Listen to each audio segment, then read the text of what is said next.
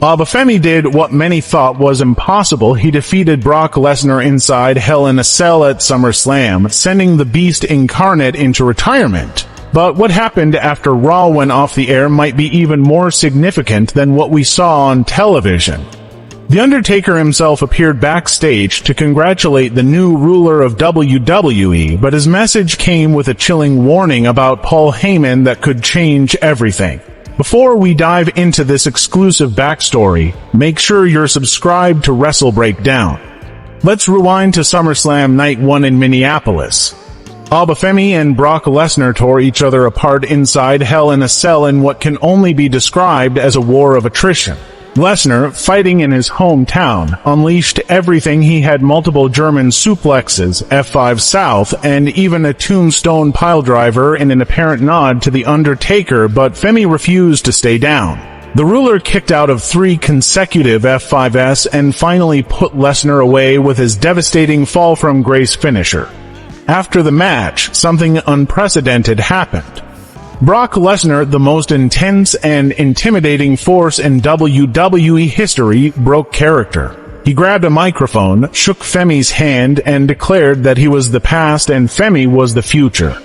He called himself the past and endorsed the young man who had just beaten him out of 3 matches.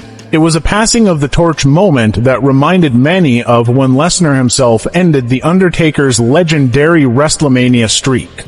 This past Monday on Raw, WWE made it official. Brock Lesnar has been moved to the alumni section of WWE.com. The company aired a tribute video package featuring wrestlers from yesterday and today paying homage to Lesnar's legendary career, ending with Roman Reigns saying no one has ever done it like him and our business is going to miss him. Then Oba Femi came to the ring to address his victory, and his words were nothing short of poetic. He explained that he initially thought Lesnar's return and attacks were born out of evil, envy, or jealousy.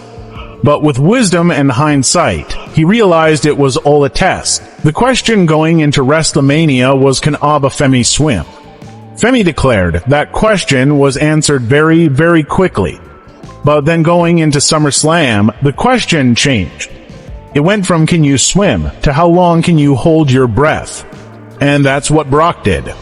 He took me to the deepest depths of the ocean and he held me there, and guess what? I swam up, I emerged victorious, and I passed the test.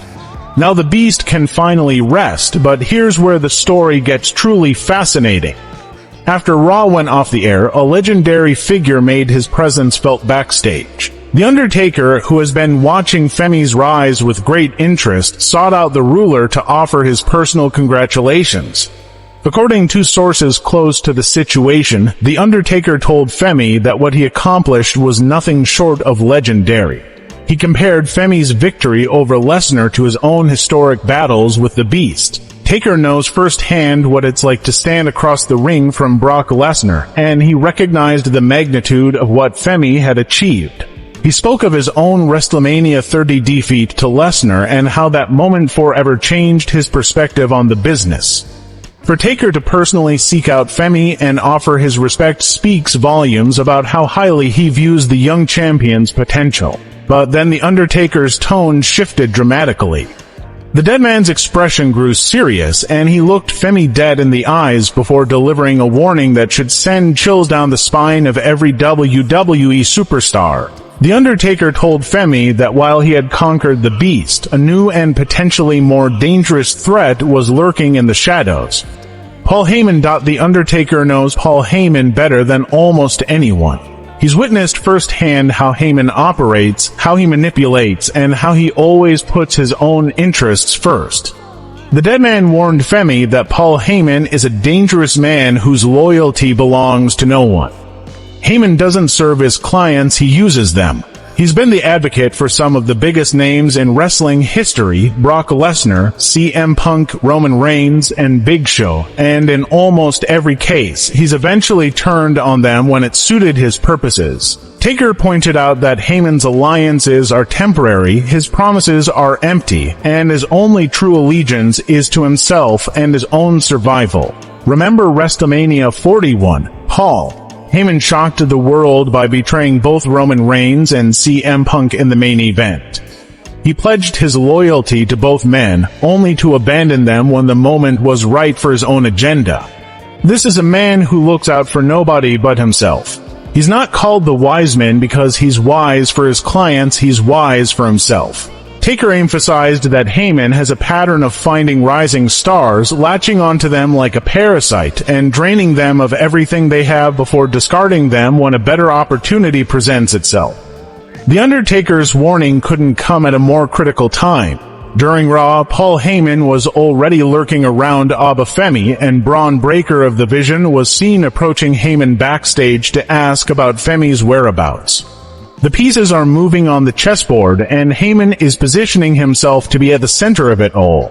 Femi has already shown he's not afraid of Heyman.